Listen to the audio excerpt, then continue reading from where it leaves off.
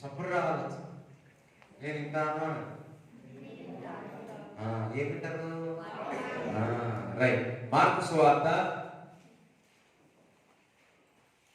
11వ అధ్యాయము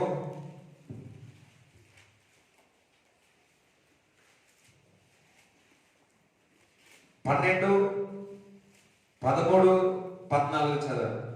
మరునాడు వారు బెత్లెహేము నుండి వెళ్ళుచుండగా ఆయన ఆకలి కొని ఎవరు? యేసయ్య ఆకలి కొని ఆకులు గల ఒక అంజూరపు చెట్టును దూరము నుండి చూచి దాని మీద ఏమైనా దొరుకునేమో అని ఏమైనా దొరుకుతుందేమో అని చూసి వచ్చాను. దాని యొద్దకు వచ్చి చూడగా ఆకులు తప్ప మరేమీ కనబడలేదు. ఏలయనగా అది అంజూరపు పండ్ల కాలం కాదు. అందుకైన ఇక మీదట ఎన్నటికీ నీ పండ్లు ఎవరినో తినకుందురు గాక అని చెప్పాను. చూడండి, మరి దూరం నుంచి యేసుక్రీస్తు ప్రభువు ఆకలి. ఎంతమందికి ఆకలి అవుతుంది ఇక్కడ? నాకు ఆకలి, ఆత్మీయ ఆకలి, ఆహారం, దేవుని యొక్క ఆహారం తినాలి, వాక్యం వినాలని. రైట్.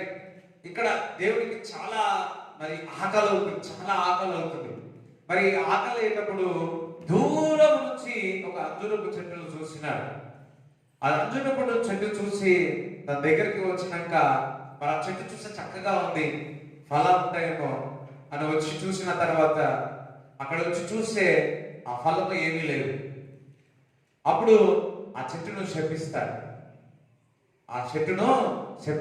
అప్పుడు శిష్యులందరూ కూడా అక్కడ చూడడం జరుగుతూ ఉంది.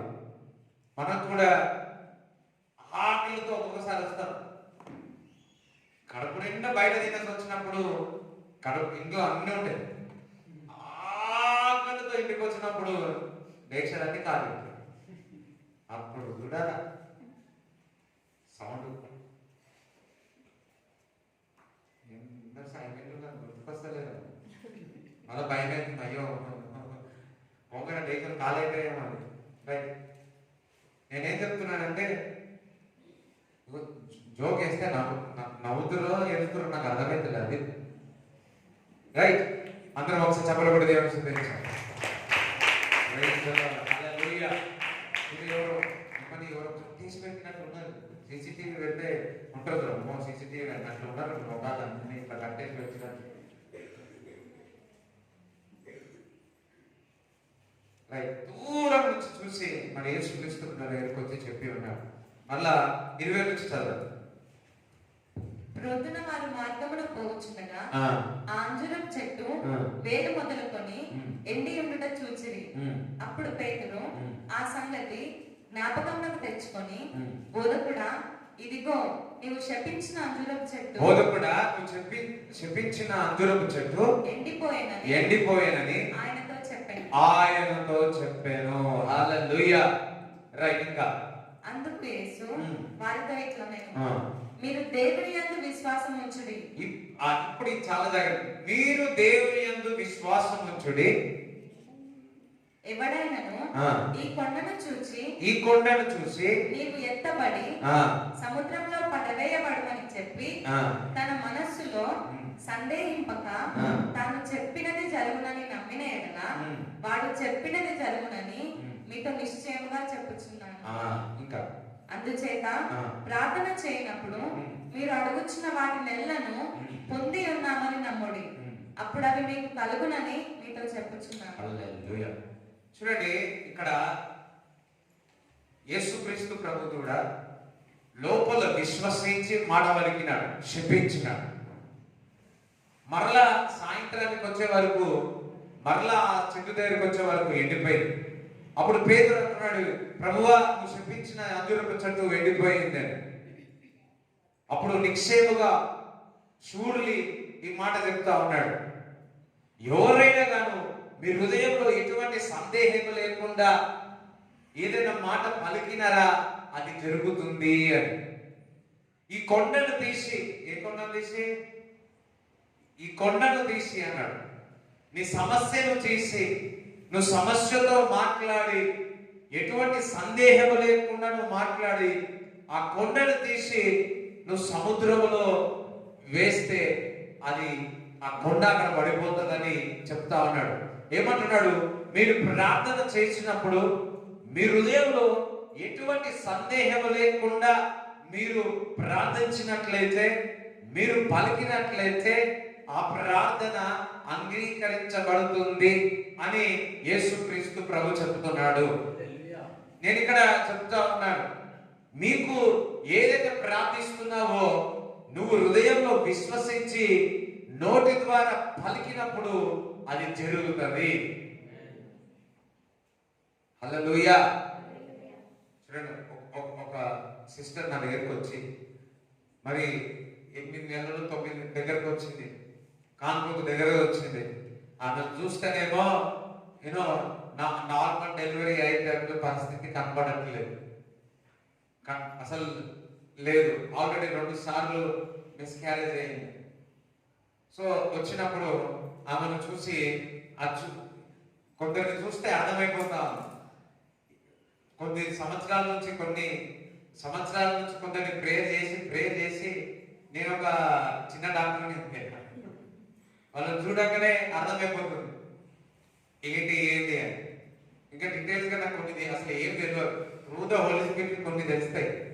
సో అది చూసినప్పుడు ఆ సిస్టర్ని చూసినప్పుడు నాకు అనిపించింది, అయ్యో నార్మల్ డెలివరీ పరిస్థితి కనబడట్లేదు కదా.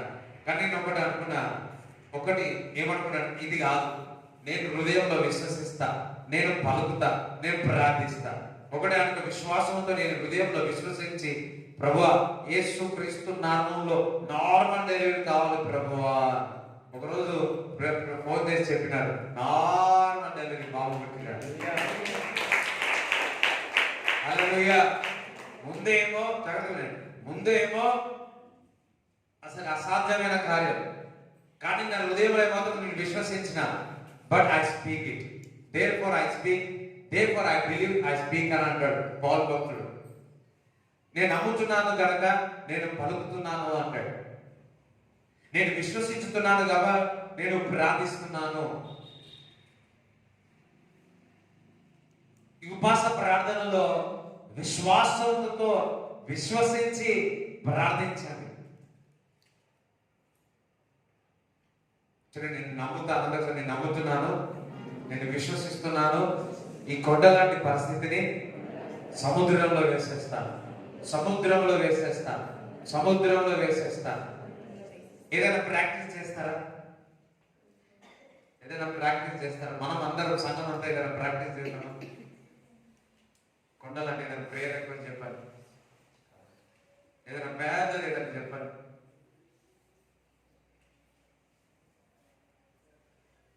ఒకసారి కరీంనగర్లో పెద్ద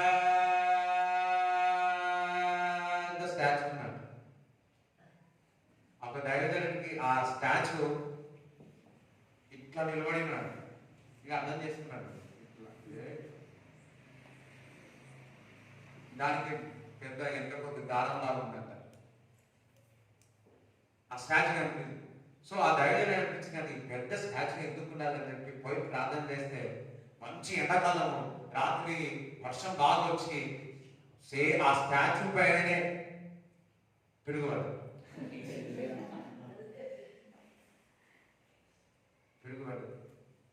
అట్లాంటిది ఏదో ఉంటే చెప్పండి, అందరం విశ్వసించి పలుకురా, చెప్పండి, ప్రాక్టీస్ చేద్దాం.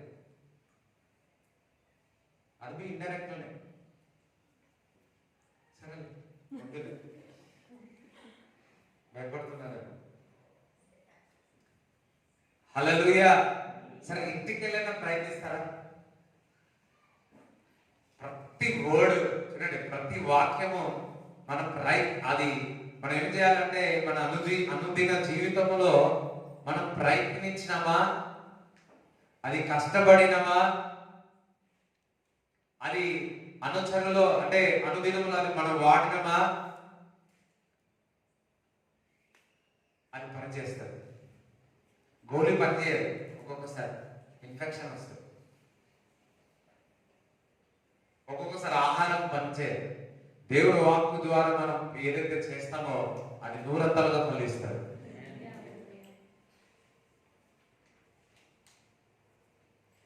హల్లెలూయా. ఏ రోజైనా మీరు ఏదైనా విత్తనం వేసినప్పుడు రోజంతా వాక్యం చదివి ఏదైనా విత్తనం వేసినారా? గణేష్పల్లిలో చెప్పిన 10 గంటలు వాక్యం చదవండి. హల్లెలూయా. 10 గంటలు వాక్యం చదవండి, పొలంలో వెళ్ళండి, విత్తనం వేయండి అని. ఇప్పుడు అదే పని చేస్తున్నారు.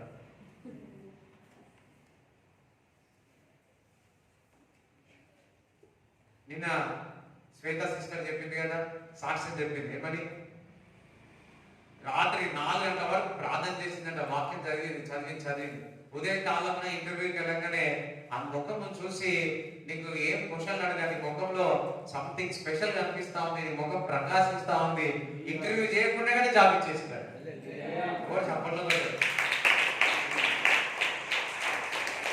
అసలు ఇంటర్వ్యూ అసలు అడిగి కూడా అడగలే అంట. మీకు జాబ్ రావాలంటే రాత్రంతగా వాక్యం చదవాలి, ఫోన్ వితౌట్ క్వశ్చన్. హల్లెలూయా. నేను కూడా ఎంఎస్ ఎలక్ట్రానిక్స్ చదివేటప్పుడు నేను ప్రాజెక్ట్ ఎక్స్ప్లెయిన్ చేయాలి. నేను కూడా అట్లా ప్రార్థన ఒక్క క్వశ్చన్ కూడా నాకు అడగద్దని పోయినా, ఒక్క క్వశ్చన్ కూడా అడగద్దని పోయినా. నిజంగా ఒక్క క్వశ్చన్ కూడా అడగలేదు. ఇంకా ఒక్క క్వశ్చన్ కూడా అడగలేదు. అమ్మాయ అయిపోయిన ఒక్క క్వశ్చన్ అని అడగలేదు. ఎట్లుంటారు కొద్దిగా, నువ్వు 1, 2, 3 అడుగుతూనే ఉంటారు. నా అయిపోయిన తర్వాత నాతో పాటు ఇంకా నెక్స్ట్ వాడికి నాకు అడిగితే అయ్యో యేసయ్యా. హల్లెలూయా. కానీ మనం కష్టపడదు కానీ ఓకే, హృదయంలో విశ్వసించి మనం నోటి ద్వారా పలకాలి. మనం హృదయంలో విశ్వసించి ప్రార్థన చేయాలా? ఏదో అడుగుతున్నాము కదా అడిగితే కాదు, హృదయంలో విశ్వసించి అడగాల, నమ్మాలా. నువ్వు ప్రార్థించినప్పుడు ఇంకా కొన్ని విషయాలు మనం ప్రార్థించినాం, విశ్వాసంతో ప్రార్థించాలి, మొత్తం ఏక మనసుతో ప్రార్థించాలి. విశ్వాసంతో దేవుని అడిగినప్పుడు దేవుడు కార్యాలు చేస్తాడు. రైట్. దాని తర్వాత దేవుడు ఇంకొకటి మాట చెప్తా ఉన్నాడు. ఇది ప్రాముఖ్యత. అందరూ హల్లెలూయా చెప్తారా? 2 చేతులు చెప్పి హల్లెలూయా చెప్తారా? రైట్. ఇది బాగానే ఉంది. ఇది కాగానే ఇదేమో విశ్వాసానికి సంబంధించింది. ఇది మనకు పొందుకోవాల్సినది. ఏ విధంగా దేవుడు చెప్తా ఉన్నాడు? ప్రతి ఉపాస ప్రార్థనకు 2వ రోజు 3వ రోజు ఇది చెప్పండి, నేను ముందుకు వెళ్ళాలి. ఇది చెప్పండి, ఈ టాపిక్ చెప్పండి, నేను ఏ దానికి ముందుకు వెళ్ళాలి. ముఖ్యంగా ఉపాస ప్రార్థనలో అదేందో తెలుసా? క్షమాపణ.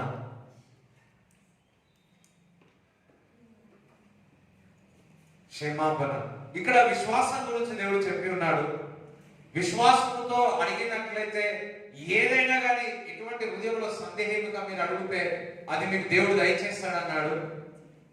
అంతేకాదు, అది వెంటనే దేవుడు ఏమంటున్నాడు ఇక్కడ వాక్యంలో చదవండి, 25 నుంచి చదవండి. మీకు ఒకరి మీద విరోధం ఏమైనా కలిగి ఉండేలా మీరు నిలువబడి ప్రార్థన చేయనప్పుడెల్లను వాని క్షమించుడి. అప్పుడు పరలోకమందున మీ తండ్రియు మీ పాపములు క్షమించును. నీకు ఎవరైనా విరోధిగా ఉంటే నీ ఎదుట నిలబడితే వారిని క్షమించమని దేవుడు చెప్తున్నాడు. ఎప్పుడైతే నువ్వు క్షమించినట్లయితే నా పరలోకంలో నా తండ్రి కూడా మిమ్మల్ని క్షమిస్తానంటున్నాడు. జాగ్రత్తగా వినండి, అందరి ఇటువైపు చూడండి. క్షమాపణ అనేది చాలా ప్రాముఖ్యత. నువ్వు ప్రార్థిస్తున్నావు, పొందుకుంటున్నావు. విశ్వాసము, నమ్మడము, పొందుకోవడం. వెంటనే దేవుడు ఇంకో మాట చెప్తున్నాడు, క్షమాపణ విషయంలో చెప్తున్నాడు. నీ పొందుకోవడం అంతయు కూడా నీవు క్షమించడం ద్వారా ఉంటుంది. క్షమాపణ లేకపోతే నా పరలోకంలో నా తండ్రి కూడా మిమ్మల్ని క్షమించడని దేవుడు ఒక వాక్యంలో చెప్తా ఉంది. నీ జీవితంలో ఇతరులను క్షమించకపోతే, నీ సహోదరుని క్షమించకపోతే నీ సహోదరుడిని క్షమించకపోతే, నీ తల్లిని క్షమించకపోతే, నీ భార్యను క్షమించకపోతే, నీ భర్తను క్షమించకపోతే, దేవుడి యొక్క ఆశీర్వాదాలు మన ఆగిపోవడమే కాదు, నీ హృదయములంతా కూడా చేదుగా ఉంటారు.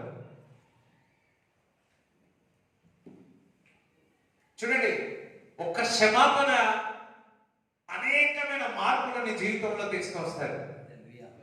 ఒకవేళ నిన్ను మోసగించినారేమో, నిన్ను మోసం చేసి ఉన్నారేమో, లేకపోతే నీపై ఊబు వేసి ఉన్నారేమో, నిన్ను తిరస్కరించి ఉన్నారేమో, నానా మాటలు అన్నారేమో, వారిపై నువ్వు కోపం పెట్టుకున్నా, వారిని ఈరోజు దేవుడు ఏమంటున్నాడంటే మీ హృదయంలో నుంచి వారిని తీసివేసి క్షమించండి అంటున్నాడు. కొద్దిమందికి కష్టం అనిపిస్తున్నాడు, కొంతమందికి 5 సంవత్సరాలు, కొంతమందికి 20 సంవత్సరాల ముందు ఏమన్నాడో ఇంకా హృదయంలో అట్టనే పెట్టుకున్నారు. వింటున్నారా? 20 సంవత్సరాల ముందు మూల ఇంకా మొదలే హామర్ పెట్టి తీసినా పోవట్లేదు. మీ వల్ల కాకపోతే పరిశుద్ధాత్మ సహాయం అడగండి, అందులో నుంచి దేవుడు తీసుకొని వస్తాడు. నీ సహోదరుని క్షమించకపోతే, నీ తల్లిని క్షమించకపోతే, నీ తండ్రిని క్షమించకపోతే, అందుకే దేవుడు అంటున్నాడు ఒకరి క్షమాపణ అడుక్కోమని చెప్తా ఉన్నాడు. ఒకరికొకరు క్షమాపణ అడగండి అని. ఒకవేళ వినాల వాక్యం, ఒకరికొకరు క్షమాపణ అనేది చాలా ప్రాముఖ్యం. మనం ఉపవాస ప్రార్థన చేస్తా ఉన్నామేమో, ఉపవాస ప్రార్థన చేసినప్పుడు మనలో అంటే నిద్రపోతున్నారు కొందరు, వినేవాళ్ళు కూడా.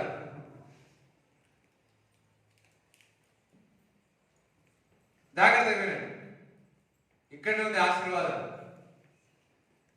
మీరు ఇతరులను క్షమించకపోతే, నీ హృదయంలో అదే మాటలు పెట్టుకుంటే, ఫలానా రోజు ఈ మాట అన్నాడని అదే విధంగా నువ్వు పెట్టుకుంటే, నువ్వు కట్లతో కట్టేసబడి ఉంటావు. ఈరోజు పరిశుద్ధాత్మ సహాయముతో మీరు మీ యొక్క కట్లన్నీ తెగిపోనుగాక. క్షమించలేని నీ మీద మరి అటువంటి క్షమాపణ ఇవ్వలేని పరిస్థితుల్లో ఉన్నావేమో. నా దేవుడు ఈరోజు చెప్తున్నా, దేవుడు ఒక వాక్యం సెలవిస్తుంది, నువ్వు ప్రార్థిస్తున్నావు, ఉపవాసం చేస్తున్నావు, కానీ నువ్వు క్షమించినట్లయితే, సొంత వారిని అతను నీ పట్ల ఎంత తప్పు చేసినా సరే నీవు మాత్రం ఈరోజు క్షమించాలి అని దేవుడు ఒక వాక్యం సెలవిస్తా ఉంది. క్షమాపణ లేకుండా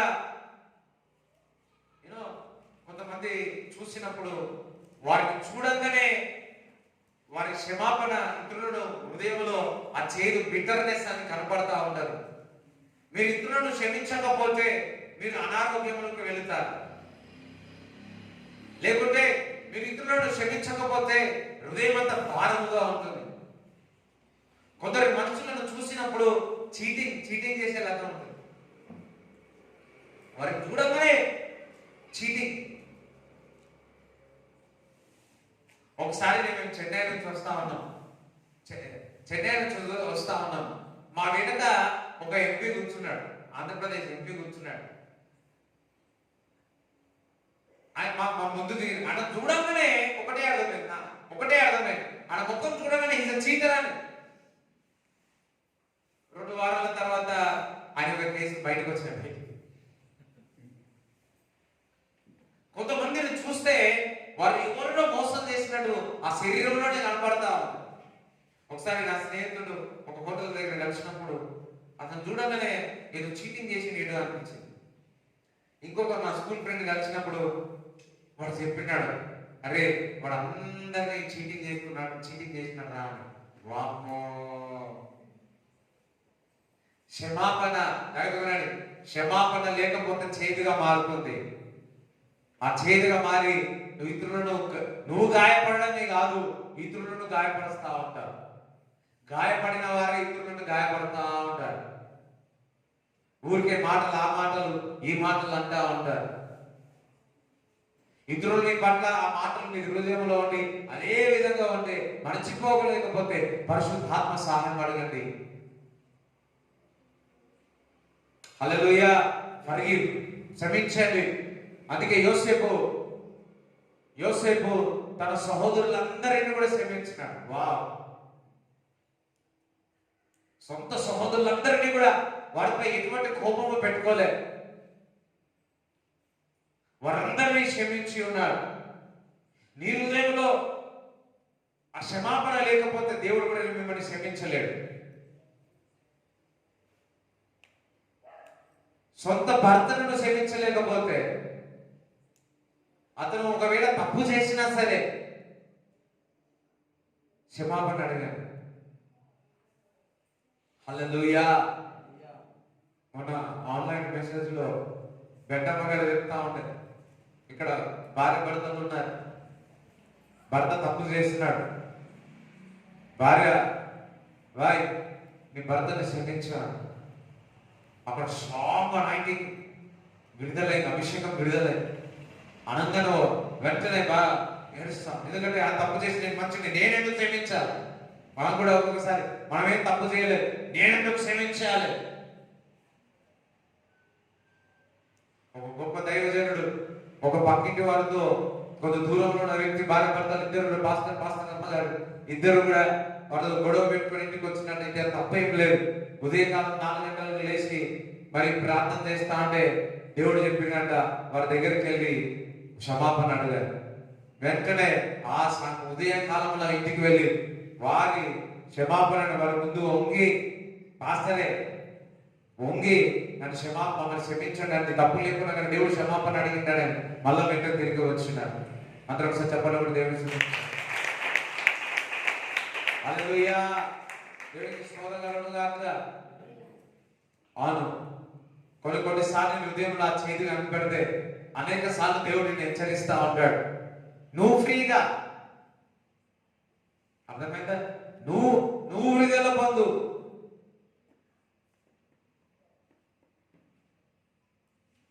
ఎన్నిసార్లు విన్నారో ఈ మెసేజ్ కదా. ఇన్ని బోర్ కొట్టేసిందేమో. ప్రతి ఫాస్టింగ్ ప్రేయర్కి ఇది లేకుండా నేను ముందు పోలేదు. ఇట్స్ సో ఇంపార్టెంట్, చాలా ప్రాముఖ్యత. ఒకసారి ఒక వ్యక్తి పైన నేను చాలా కోపం పెట్టుకున్నాను. ఆయన గడపడగా కొట్టేటట్టున్నా. ఆ విధంగా అట్లా అయింది. దాని విషయంలో 3 రోజులు ఉపవాసం ఉండి ప్రార్థన చేసిన దేవుడు నన్ను విడుదల చేసినాడు. ఒక్కొక్కసారి అటువంటి చేతి నాలో ఉందనుకోండి, నేను ఏం చేయ బాగా ప్రయత్నం చేస్తాను. ఒకవేళ నా తప్పు ఉన్నదనుకో, నాకు ముందుకు వెళ్ళదు. ఎంత ఏదైనా సరే వాళ్ళకు ఫోన్ చేసి క్షమాపణ అడుగుతారు. హల్లెలూయా. దేవుడు మనం బైబిల్ చదువుతా ఉన్నాం, ప్రార్థన చేస్తా ఉన్నాం. ఎందుకు? నాకు ఫ్రీగా ఉండకూడదు. దేవుడు ఒక ఆత్మ నాలో నుంచి మూవ్ కావాలంటే ఇతరులు ఎటువంటి చేదు నాలో ఉండకూడదని ఆశ. ఒక్కొక్కసారి ఎన్నిసార్లు క్షమాపణ అడిగినా కానీ పోదనిపిస్తా ఉంటుంది.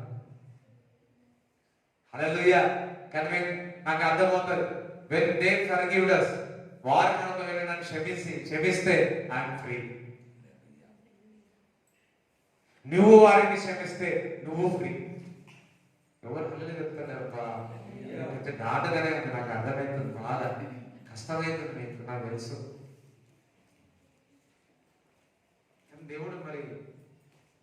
దేవుడు చెప్తున్నాడు హల్లెలూయా. చూడండి, ఒకరికొకరు వినండి. నాలో క్రీస్తున్నాడు, మీలో క్రీస్తున్నాడు. ఇద్దరు ఎదురుబడినారు అనుకోండి, ఏమనుకుంటారు అంటారు. ఆయన అటు పెడతాడు, ఆయన అటు పెడతాడు. ఇద్దరు క్రీస్తులు ఏం పెడతారు? మోదీ ఒక్కరు పెడతారు. కొంతమంది ఎప్పుడో అన్న మాటలు పొడుస్తాడంట, పొడుస్తా ఉంటారు. కొంతమంది చూస్తా అంటే వాళ్ళు మాట్లాడతారేమో కానీ కత్తి తీసి పాములాగా మాట్లాడుతుంటారు. ఏష్ కనిపిస్తారు కానీ ఏం చేయలేము. అంత చేదు, అంత ఏమంటారు ఆ కుళ్ళు పెట్టుకొని మాట్లాడుతూ ఉంటారు. ఎవరికి ప్రాబ్లం? ఎవరికి ప్రాబ్లం చెప్పాలా? నువ్వు క్షమించకపోతే ఎవరికి ప్రాబ్లం? మనకే. నేను క్షమించకపోతే నాకే ప్రాబ్లం. నేనే కట్టుకుంటున్నాను. నువ్వు ప్రార్థన చేస్తున్నావు, ప్రభువా ప్రభువా ప్రభువా, ఉపాసన చేస్తున్నావు, ప్రభువా ప్రభువా. దేవుడు అంటున్నాడు నువ్వు క్షమించు బేటా, నువ్వు క్షమించు నీ భర్తను, నీకు క్షమించు నీ భార్యను, నీ సహోదరుని, స్నేహితుడిని, దోస్ హూ చీటెడ్ యు.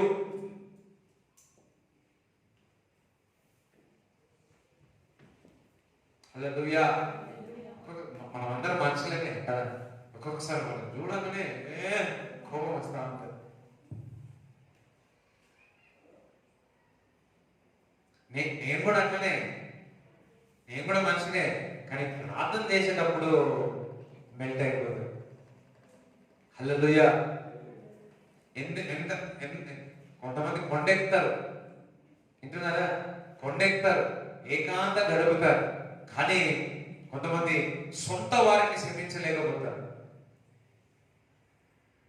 ఎందుకంటే వండేటప్పుడు కారం ఎక్కువ వేసేయాలని కోపం పెట్టుకుంటారు, ఉప్పు ఎక్కువ వేసేయాలని కోపం పెట్టుకుంటారు.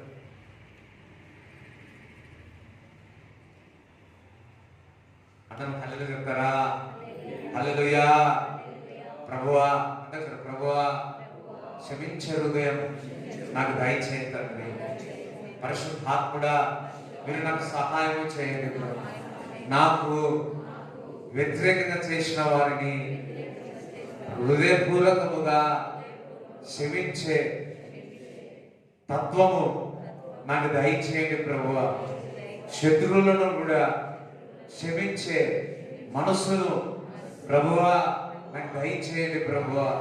నా హృదయముల నుంచి వేరుతో ప్రభువా నా ఇతరులను క్షమించే స్వభావము నాకు దయచే ప్రభువా, నాకు దయచే ప్రభువా. హల్లెలూయా, హల్లెలూయా. ఈరోజు క్షమాపణ చెప్పే ముందు నేను చెక్ చేసుకొని క్షమాపణ అడిగి వచ్చాను.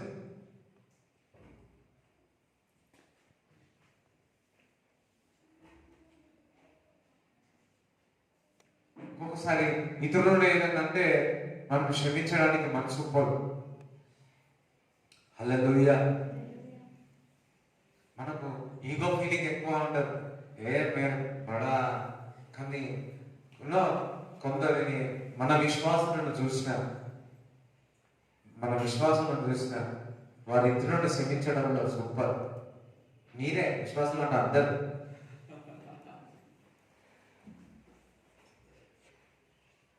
చూడండి, ఇప్పుడు మీలో ఎవరి పట్లైనా ఏదైనా చేదు ఉంటే తీసేస్తారు, లేకపోతే అనారోగ్యం వస్తుంది. బాండేజెస్. హల్లెలూయా.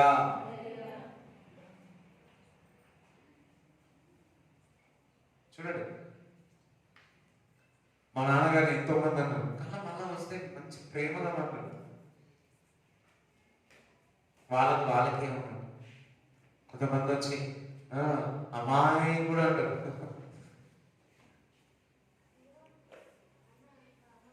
హల్లెలూయా. అట్లా అన్న వాళ్ళ దగ్గర పోవాలని నాకు మనసు ఉండదు. కానీ కొన్నిసార్లు అక్కడికి వెళ్ళిన తర్వాత దేవుని ప్రేమతో నింపుతాడు. హల్లెలూయా. మరలా వాళ్ళు వచ్చినప్పుడు ఎట్లా ప్రేమ వచ్చేస్తుందో, హృదయంలో నుంచి ప్రేమ వచ్చేస్తుంది.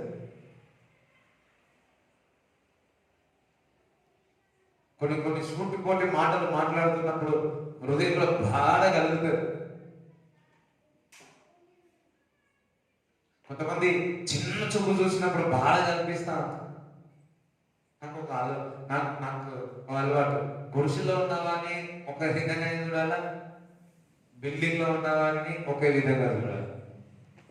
ఎవరైనా కానీ గుడిసె ఉన్న వారిని హీనంగా చూసినారనుకో ఒళ్ళు మండుతుంది. హల్లెలూయా, హల్లెలూయా. ఒకటే గుర్తు చేసుకుంటా, పెంట కుప్ప నుంచి లేవనెత్తి రాజుగా దేవుడు చేసినాడు కదా, చేస్తానన్నాడు కదా. ఈ గుడిసున్నోడు రాజు అయిపోతాడేమో అని చూస్తా ఇప్పుడు.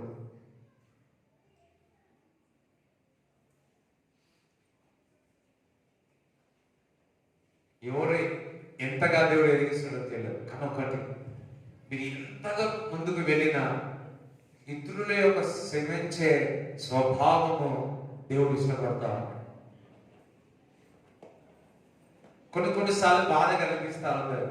నువ్వు అంత మంచి చేసినా కానీ వారికి పట్ల ఎప్పుడు కూడా చేదు పెట్టుకుంటా ఉంటారు. అది నీకు అనవసరం. అందుకోసారి నాకు అనవసరం, నేను ఫ్రీగా ఉంటాను. ఒక్కొక్కసారి మనం వెళ్ళి క్షమాపణ చెప్తే ఏం చెప్పినా పని, మన వారు పెద్దోడు అయిపోకుండా వచ్చారు. వింటున్నారా? వారికి ఇంకా గర్వం వచ్చేస్తున్నాడు. అనవసరం. వాడు తప్పు చేసినాడా, వాని దగ్గరికి వెళ్ళి నువ్వే క్షమాపణ అడిగినావా, ఏం ప్రాబ్లం లేదు. బట్ నువ్వు ఫ్రీ అయిపోతావు. దేవుడికి స్తోత్రం చెప్తారా? హల్లెలూయా. చూడండి, మరి ఎఫెసీయులు రాసిన పత్రిక 4:32 చదవండి.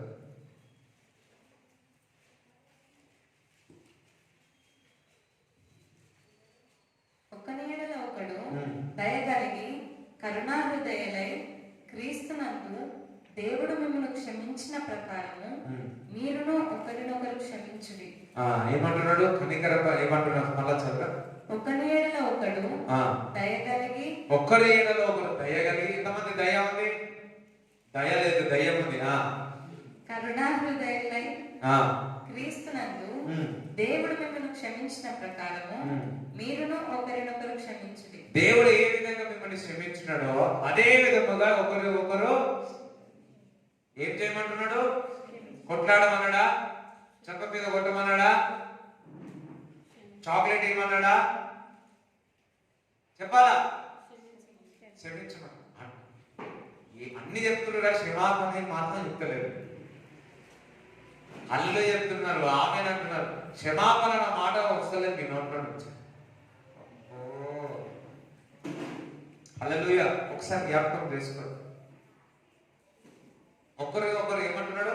క్షమాపణ అడుగుకోండి. ఒకసారి ఇద్దరు వ్యక్తులు అంటారు, అరే వీళ్ళు ఎక్కుతున్నారు దిగుతున్నారు దూతలు యాకోబు. బెతలేనాక నిజంగా బెతలేదు. రైట్. చూడండి, ఎక్కడ ఉన్నామని ఇప్పుడు ట్రైన్లో ఇద్దరు విశ్వాసులు. ఇంకొక మాట చెప్పాలంటే మాస్టర్ ఒక డిస్కషన్ వస్తే ఇద్దరు బాగా కొట్లాడారు. వినండి, ఇద్దరు బాగా కొట్లాడారు. బాగా కొట్లాడారు. నువ్వా నేను అనుకుంటాను కదా ఒక్కొక్కసారి. నేను కరెక్ట్, నువ్వు కరెక్ట్, నేను కరెక్ట్, నువ్వు కరెక్ట్ అని బాగా కొట్లాడినట్టు. ఎట్లయిపోయిందంటే పక్కకున్న భోగి వాళ్ళు కూడా వచ్చేసినారు.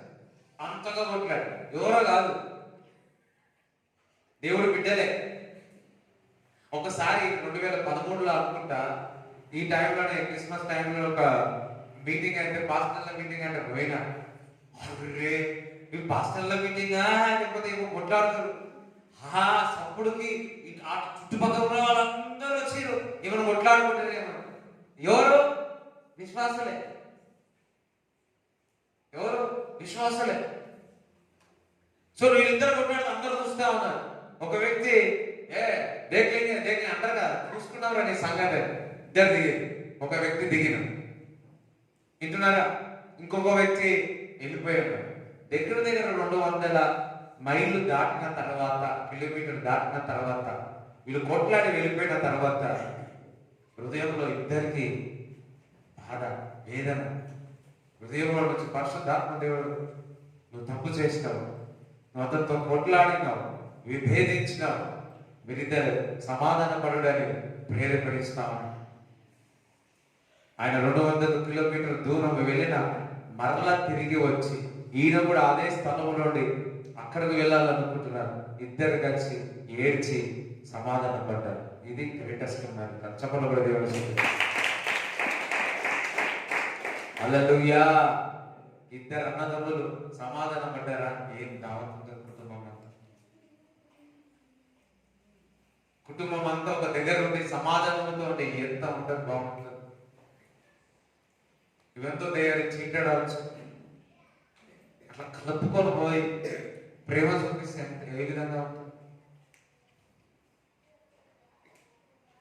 హల్లెలూయా. అవును, జాగ్రత్త కూడా ఉండమంటాడు. కొంతమంది ఉంటారు జాగ్రత్తగా ఉండరు, తెలియ ఆ జ్ఞానం దేవుడు ఇచ్చిన దాకా. హల్లెలూయా.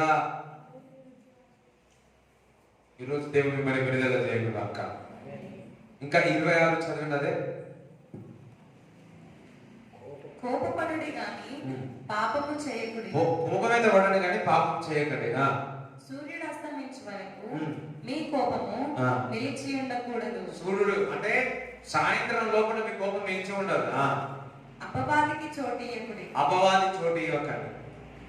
చూడండి ఇక్కడ అపవాదికి చోటు ఇవ్వను అన్నాడు. ఇంట్లో ఎవరితోనైనా కోపం వచ్చిందా, బయట వారితో కోపం వచ్చిందా, సాయంకాలం లోపట్ల మీరు వారిని క్షమించాలా, క్షమాపణ అడగాల.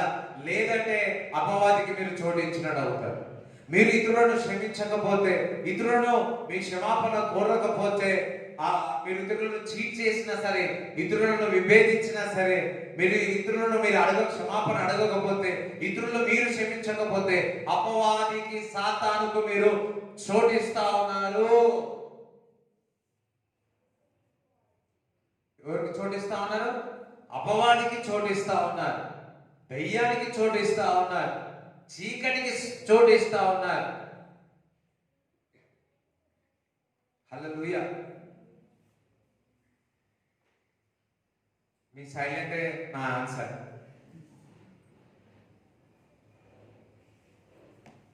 క్షమించండి. ఎప్పుడైతే మీరు క్షమిస్తారో ఆశీర్వాదం వస్తుంది. ఎప్పుడైతే మీరు క్షమిస్తారో మీ ఆరోగ్యం మంచిగా అవుతుంది. ఎప్పుడైతే మీరు క్షమిస్తారో మీ మెంటల్ గా చక్కగా అవుతారు. ఎప్పుడైతే మీరు క్షమిస్తారో మీ యొక్క రిలేషన్షిప్ చక్కగా అవుతుంది. ఎప్పుడైతే మీరు క్షమిస్తారో మీరు స్వస్థత జరుగుతుంది. ఎప్పుడైతే మీరు క్షమిస్తారో మీరు ప్రస్తుతంలో మీరు జీవిస్తారు. దేవునికి స్తోత్రం కలుగును గాక. ఎప్పుడైతే మీరు క్షమిస్తారో పాత విషయాలన్నీ మరచిపోతారు. తప్పకుండా కూడా దేవుని స్తుతిస్తారు. హల్లెలూయా. కొంతమంది క్షమిస్తారు, 3 రోజులు లాగానే 10 సంవత్సరాల ముందు జ్ఞాపకం చేస్తారు. దేవుడు జ్ఞాపకం చేయడమ్మా. కొంతమంది బ్యాప్టిజం తీసుకొని మంచిగా జీవిస్తున్నా పాతకాల జీవితం అంతా జ్ఞాపకం చేస్తా ఉంటాడు. నువ్వేంటి అని. వాడు దయ్యాలు తప్ప ఇంకేం కాదు. దయ్యము పాతయన్నీ దేవుడు ఏం చెప్తున్నాడు? గతించిన దయ్యం ఏం చెప్తుంది? అవన్నీ జ్ఞాపకం చేస్తా ఉంటాడు. ఎంతమందికి వినిపించిన వాళ్ళు హల్లెలూయా చెప్తారా?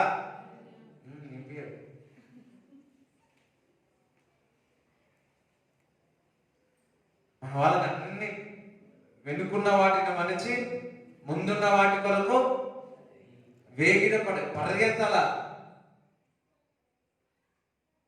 యోసేపు మా అన్న నన్ను గోతులో వేసినాడు, మా అన్న నా చెట్టు దింపినాడు, మా అన్న ఇక్కడ వేసినాడు, నా సహోదరి ఈ మాట అన్నది, అయ్యో అయ్యో అని కూర్చున్నాడా?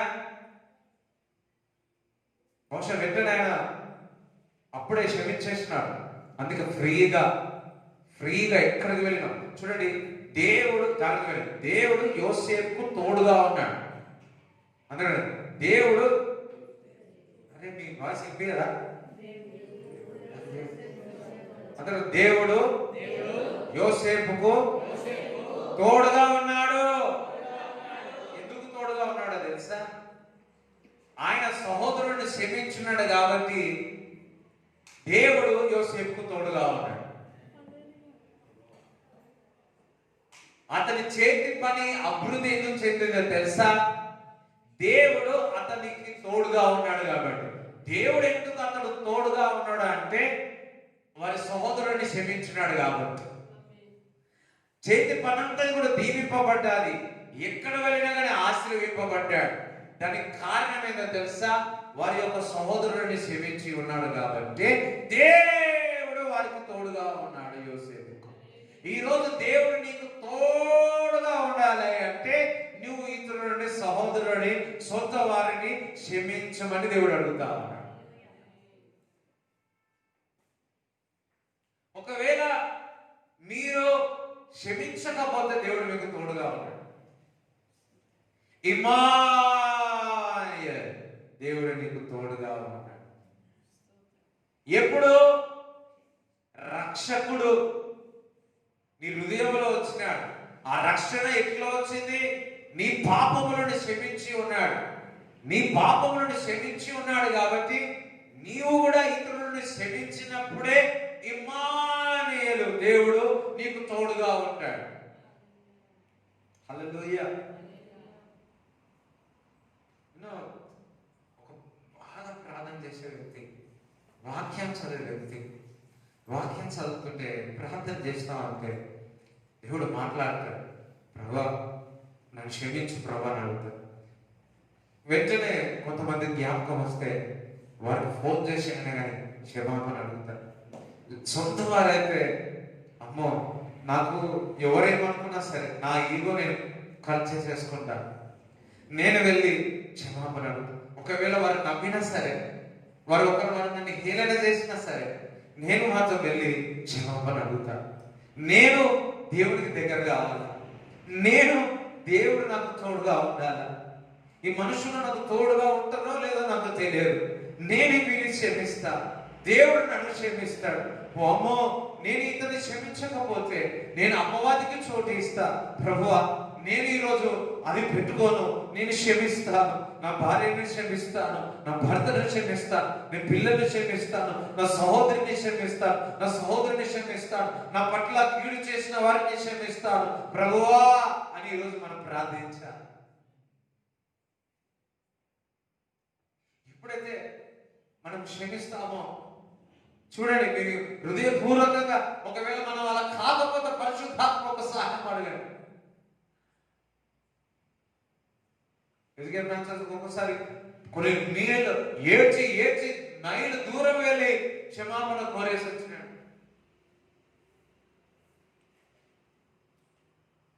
ఒక గొప్ప దైవజనుడు కెనెత్ కోపలాండ్, ఆయనకు ఎన్ని 7 or 8 జెట్ ఫ్లైట్స్ ఉన్నాయి. ఆయనకు 3,000 కోట్ల ఎన్నో ఉన్నాయి. ఆయన ఆస్తిపరుడు, చాలా $1 million ఆస్తిపరుడు. Is full anointed man of God. ఒకసారి ఆస్ట్రేలియా వెళ్ళినప్పుడు ఒక చిన్న మాట దైవజనుడి విషయంలో ఏదో మాట అన్నాడు. ఆ ఆస్ట్రేలియా వెళితే సిక్ అయిపోయినాడు, అనారోగ్యం అయిపోయాడు. బెన్నింగ్ విషయంలో అనగానే సిక్ అయిపోయే వరకు 1 రోజు 2 రోజు 3 రోజులు దేవుడు అడిగిన ప్రభా నువ్వు చెప్తే నేను ఇక్కడికి వచ్చినాను కదా. అప్పుడు అన్నాడంట దేవుడు, నా సేవకుని ముట్టి ఉన్నావు అన్నాడు. నా సేవకునికి నువ్వు ముట్టి ఉన్నావు. వెంటనే అప్పుడు వారికి బెంకింగ్ పరిచయం లేదంట. వెంటనే అతను ఫోన్ వెతికి కాంటాక్ట్ తీసుకొని ఫోన్ చేసి, నేను కెనెత్ కోపలాండ్, చాలా పెద్ద వయసు, ఈయన చిన్న వయసే, కెనెత్ కోపలాండ్, నేను సీక్రెట్ రూమ్లో సీక్రెట్ వ్యక్తులతో ఒక మాట నేను జారిన, నేను సిక్ అయిపోయి ఉన్నాను, నేను ప్రార్థన చేస్తే ఎందుకు ప్రభా నేను చెప్తే నేను ఇక్కడికి వచ్చినాను కదా అని దేవుడు నాకు బయలుపరిచినాడు.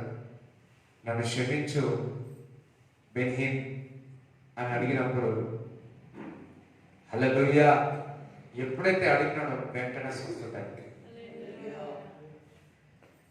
ఎవ్వరు సంపదపడ్డా నేను ఎవరు దాని తర్వాత మంచి స్నేహితులే. ఒక్కొక్కసారి కొట్లాడినవారు మంచి స్నేహితులే. దానికంటే ఒకరికొకరు క్షమాపణ అనుకున్నప్పుడు ఇంకా మంచి స్నేహితులు. హల్లెలూయా. నిజమైన స్నేహితులు ఎవరు తెలుసా? ఒకరికొకరు క్షమాపణ అడుగుతున్నారు. నిజమైన భార్య భర్తలు ఎవరు తెలుసా? ఒకరికొకరు క్షమాపణ అడుగుతున్నారు. నిజమైన అన్నదమ్ములు ఎవరు తెలుసా? ఒకరికొకరు క్షమాపణ అడుగుతున్నారు.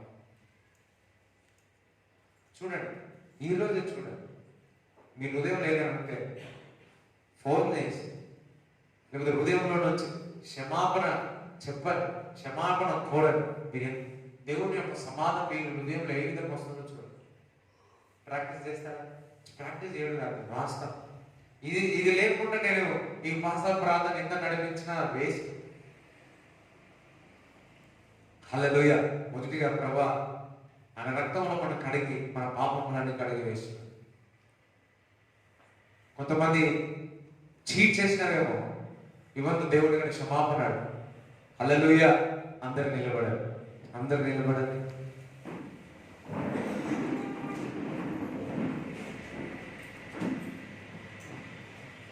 అందరు నిలబడారు.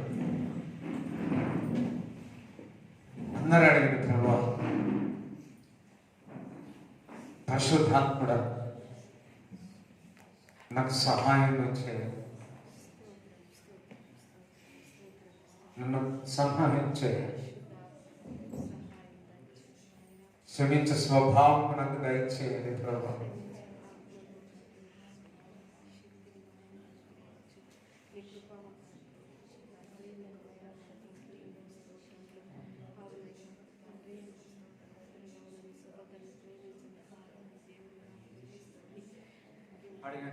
ప్రభా నన్ను క్షమించండి అడిగాను. ఎవరైనా వ్యక్తులు కనిపిస్తారు వారిని హృదయం నుంచి వారిని క్షమించండి.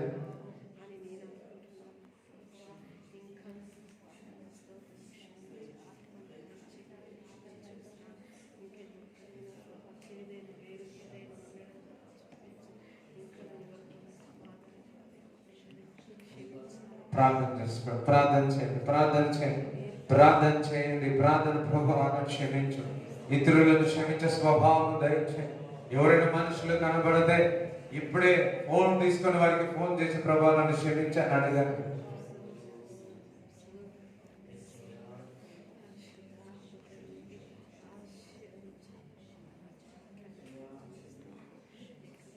కొంతమంది తండ్రి పైన కోపం పెట్టుకుంటారు, కొంతమంది తల్లి పైన కోపం పెట్టుకుంటారు, కొంతమంది తండ్రి ద్వారానే నేను ఈ విధంగా అయిపోయానని కోపం పెట్టుకుంటున్నారు.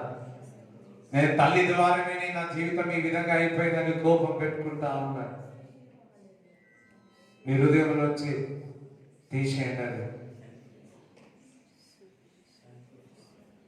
Forgive your father, forgive your mother.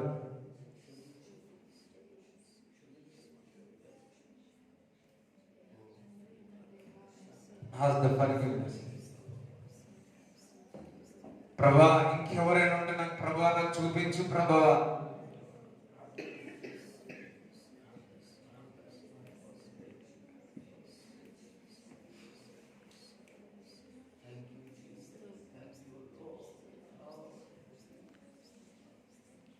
చెవులు ఉన్నవారు వినదరుగా.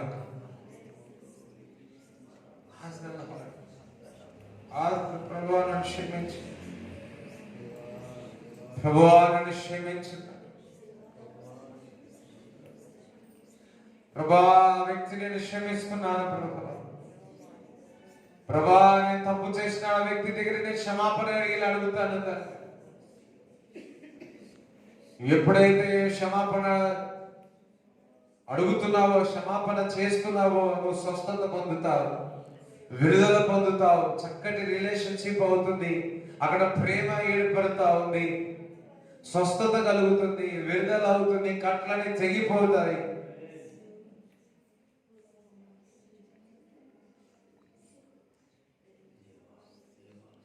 ఒక ముళ్ళు కనపడతా ఉంది, ఒక ముళ్ళు కనపడతా ఉంది. ఆ విధంగా ఆ ముళ్ళు క్షమాపణ లేని కారణం ద్వారా ముళ్ళు ఏ విధంగా ఒకరికొకరిని మరి శరీరంలో అది నీ మరి శరీరం లోపల పోయినప్పుడు నొప్పి ఏమవుతుందో నీ జీవితంలో అది క్షమాపణ లేక ఎప్పుడు కూడా నువ్వు బాధపడుతున్న ఆ నొప్పి ఆ విధంగా ఉంది. ఇప్పుడే పరిశుద్ధాత్మ దేవుడు ఆ నొప్పిని తీసివేస్తా ఉన్నాడు.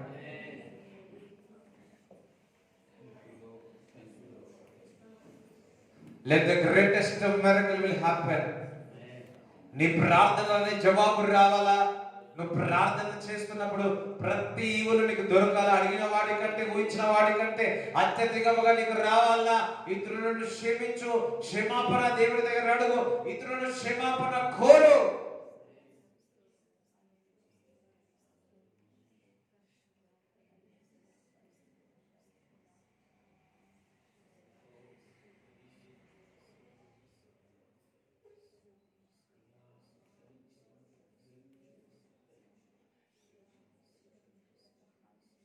దేవుడు నీవు కొద్దిసేపు దేవుడితో మాట్లాడు.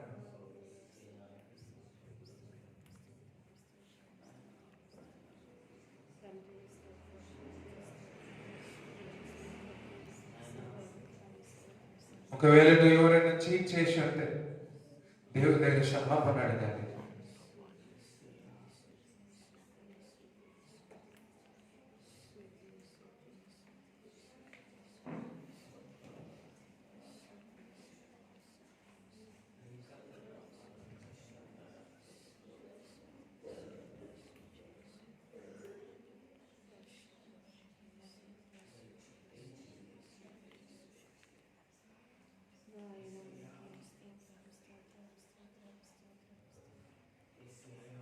Father, forgive us, Lord. ఇతరులను ప్రభా క్షమించే స్వభావం మాకు ఇచ్చినందుకు వందనాలు ప్రభు. ఈ కూడి వచ్చిన అందరినీ బ్లెస్ చేయమని నజరేయుడైన యేసుక్రీస్తు నామములో ప్రార్థిస్తున్నాము తండ్రి. తండ్రి యొక్క కుమారుని పరిశుద్ధాత్మ సహవాసం ఈ కూడి వచ్చిన వారందరికీ దేవుడు తోడై ఉండును గాక. యేసు రక్తమే ఇచ్చే, యేసు రక్తమే ఇచ్చే, యేసు నామములో సంపూర్ణ విజయం కలుగును గాక. ఆమేన్.